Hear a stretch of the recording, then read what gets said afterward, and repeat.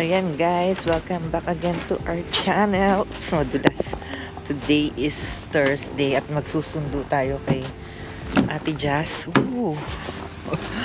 Ang lamig guys, pero tingnan nyo, 3:15 na, pero yan, meron pang haring araw. So sa yung mga previous days, week or weeks, gantong oras is padilim na, palubog na yung araw. Pero ngayon, ayan, taas siya. Pero, ayun nga, ang malamig.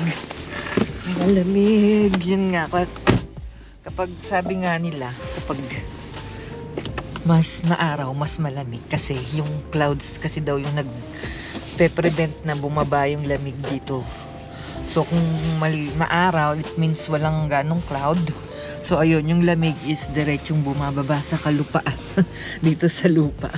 So, yun daw yung explanation. Sabi nung ka-office mate namin na Canadian. Oops, hindi ko pa pala na-start.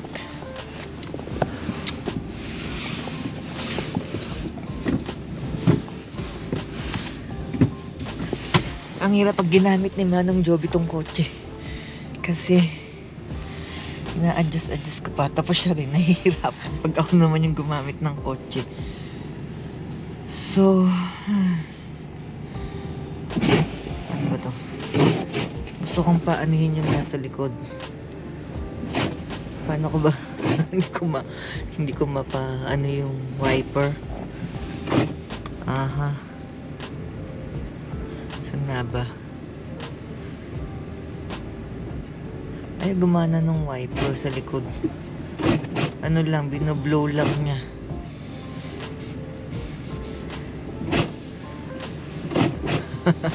So, yun. Anyways, guys, habang nagpapainit tayo ng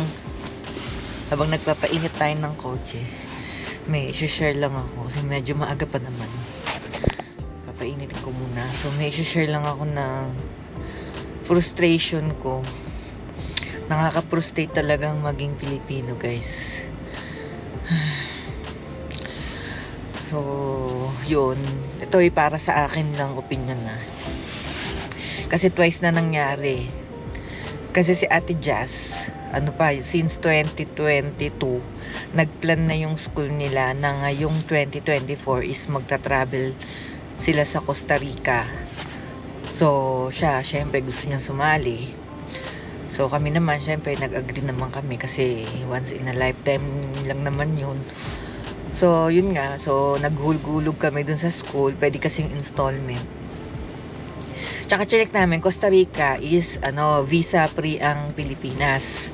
So, di okay naman kami. So, naisip namin, siguro hindi naman, baka ang travel naman nila is from Montreal diretsong Costa Rica. So yun yung nangangatog ako sa lamig. So yun yung yung expected namin.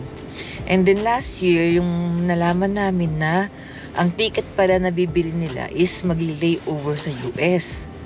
Syempre mga Canadian sila, and then bihira lang naman yung, kumbaga ngayon lang yata nagkaroon ng foreigner dito.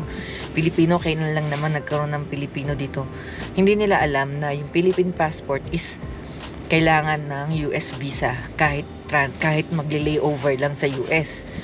So, yun nga, nag-worry na kami. Di sabi namin, so sige, apply na lang tayo ng US visa. Ang problema is yung appointment sa US Embassy. Sa December 2024 pa yung open na appointment. March this year, 2024 yung flight nila. So, wala na. So, nalungkot syempre si ate, ganyan. Expected na niya, makakasama siya. So, sabi ko, okay na lang din yan. At least hindi kami napaggastos. Binalik naman sa amin yung pera. Medyo may konti lang yung parang reservation fee, yung hindi nabalik, nasa 300. Pero sayang pa rin yun, diba? So sila, nagkataka sila, bakit yung passport nyo is, kailangan pa ng US visa. So sila kasi wala silang idea na napakahirap ng, Pilipinas. Na, yun. So, yun. Ngayon naman, yung pangalawang instance is si Kuya naman. So may student exchange siya sa Germany sa May. Pero ito hindi pa naman to nag-apply pa lang siya. Kumbaga, ngayon doon sa ano niya, sa application niya ngayon, nandun siya ngayon sa Ottawa. Nag-apply siya ng ano bang tawag doon, Schengen visa, something ganun. So akala namin magiging okay na, magiging smooth lang kasi PR na naman kami. Pero hindi pa nga kami citizen, PR lang. Then dala naman niya, kompleto naman yung requirements niya, yung letter from school, yung mga admission sa school niya, PR card niya, passport, everything. And then pagdating dun sa embassy, ang dami pa rin hinanap sa kanya, guys. Kumbaga parang hinanapan pa ng, although siguro tama naman din sila, hinanapan pa siya kung saan sila mag-i-stay, mga ticket, mga plane ticket. Hindi pa yata nabili ng ticket dahil sa May pa. So yun yung problema niya. So ngayon magre-request siya sa school, sa coordinator na yun nga, baka pwede siyang bigyan ng temporary ticket or ibigay yung address ng tutuluyan niya para lang ma-approve yung visa niya. So parang nalulungkot ako na para dun sa dalawang anak namin na syempre excited sila, although alam naman ni kuya na magdedepende yun sa visa, pero syempre yun sa pagkakasabi niya parang nalungkot siya, nai-stress siya. Pero may binigyan pa naman siya ng chance na basta ma-provide na lang yung mga dokumento na hinihingi nila, yung mga plane ticket, train ticket, yung accommodation. So tingin ko magiging okay naman. Kaso nga, yun nga, syempre bumiyay pa siya sa Ottawa, 3 hours from Sherbrooke. Namasahe pa siya. Then I don't know kung kailangan pa niyang bumalik. Kasi hindi pa kami masyado nakapag-usap. Yun lang yung sinabi niya na kailangan daw niya noon, mga requirements na yun. So, ayun lang. Sabi ko nga, ang hirap talaga maging Pilipino. Kahit nung dati pa, talagang parang, alam niyo yun guys, kaya rin talaga kami nag-abroad. Kung yung hindi pa kami nag-abroad dati, parang okay lang, parang normal lang to, ganyan yung traffic sa atin, yung gobyerno sa atin na nakakainis, yung mga ganun, yung mga tao sa atin na walang disiplina, yung mga ganyan. Pero nung nakarating kami sa Malaysia, na-compare namin na yung mga government services nila, ang bibilis lang, na bakit ganun, parehas rin naman, magkalapit na bansa, parehas lang naman na tao. Bakit sa Malaysia naayos nila yung mga sistema nila? Yung mga ganun, pumunta kami sa mga government office, ang bawa yung sa mga yung sa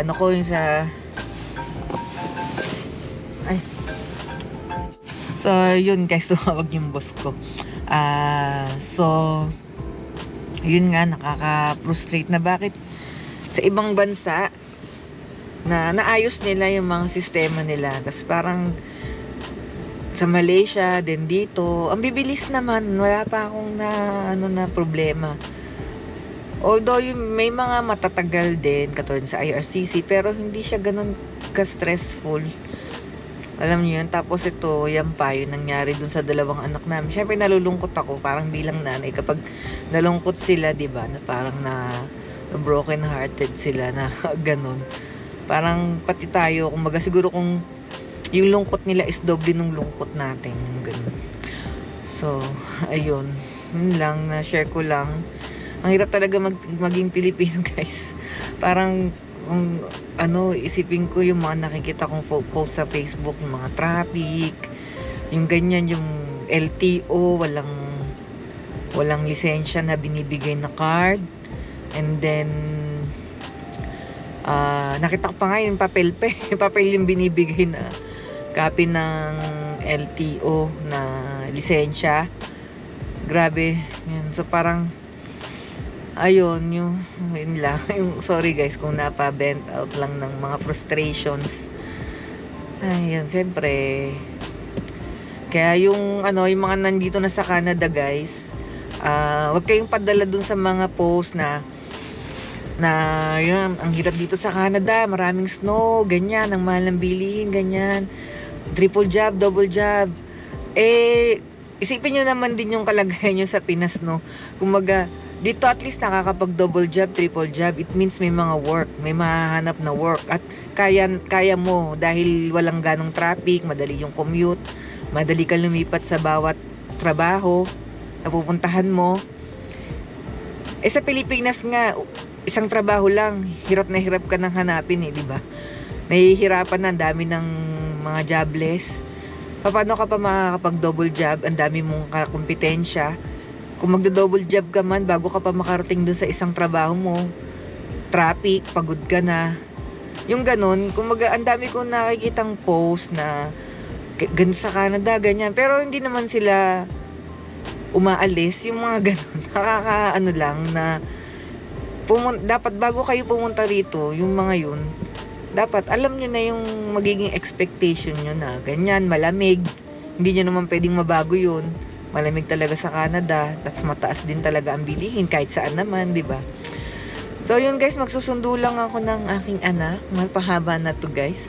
So yun lang. Yun nga yung mga ako hindi ko sinasabing perfect ang buhay namin dito, maayos ang buhay na. Marami kaming struggle, napapanood nyo naman. Mas marami kaming snow, malayo kami. Ganito pa namin bumiyahe para lang makapagpa-check up. Yung mga ganun ba guys. Pero thankful ako na nandito kami. Dahil yun nga, naiwasan na namin yung mga stressful mga situation sa Pinas. Yun nga lang, syempre, we're still Filipino citizen. Hindi pa naman kami na Canadian citizen. And ayun nga, kaya yun, mahirap na gusto mo pumunta ng ibang bansa. Ang dami pang hihingin sa'yo, ganyan. So, yun guys, susundo lang ako. Salamat sa panonood.